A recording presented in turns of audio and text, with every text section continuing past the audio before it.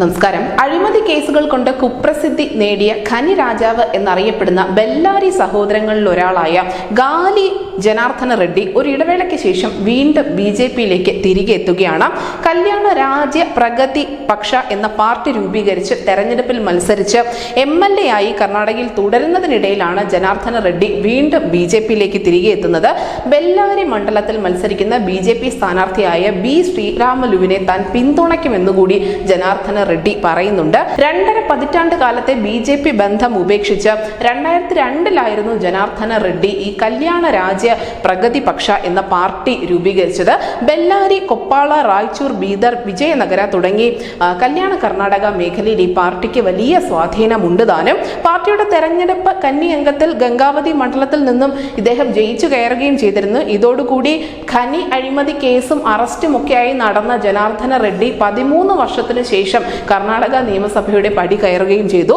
2015 വരെ ജാമ്യമില്ലാതെ ജയിലിൽ കിടക്കേണ്ടി വന്നതോടെ BJP നേതാക്കൾ പതിയെ ഈ ജനാർദ്ദന റെഡ്ഡിയുമായുള്ള ബന്ധം അവസാനിപ്പിക്കുകയായിരുന്നു. ബെല്ലാരിയിൽ കാലുകുത്തരുത് എന്ന ഉപാധികളോടുകൂടിയാണ് ഇദ്ദേഹത്തിന് കോടതി ജാമ്യം അനുവദിച്ചത്. ഈ തീരുമാനം രാഷ്ട്രീയ ജീവിതത്തെ വല്ലാണ്ട് ബാധിക്കുകയും ചെയ്തിരുന്നു. എന്തായാലും BJPയുമായി അടുക്കാൻ പല തവണ ജനാർദ്ദന റെഡ്ഡി ശ്രമിച്ചുവെങ്കിൽ പോലും നേതാക്കൾ ഒന്നും തന്നെ ഇതിന് വലിയ താല്പര്യം കാട്ടിയിരുന്നില്ല.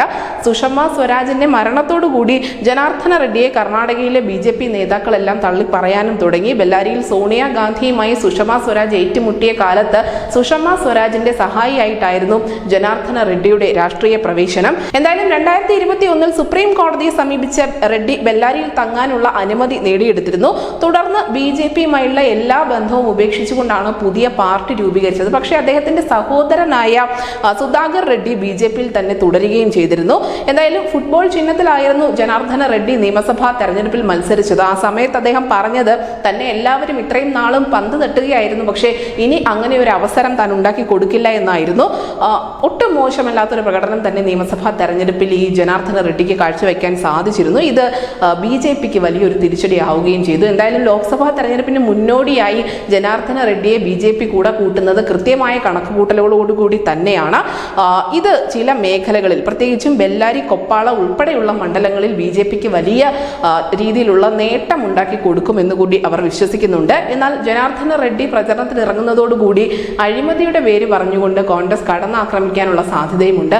എന്തായാലും കല്യാണ രാജ്യ പ്രഗതി പക്ഷ എന്ന പാർട്ടിക്കും ജനാർദ്ദന റെഡ്ഡിക്കും ചില മേഖലകളിൽ കൃത്യമായ സ്വാധീനമുണ്ട് എന്നത് വളരെ വ്യക്തമാണ്. അതുകൊണ്ട് തന്നെയാണ് ലോക്സഭാ തെരഞ്ഞെടുപ്പിന് തൊട്ട് മുന്നോടിയായി ഇത്തരത്തിലുള്ള ഒരു രാഷ്ട്രീയ നീക്കം കർണാടകത്തിൽ നടന്നതും. News desk India Malayalam.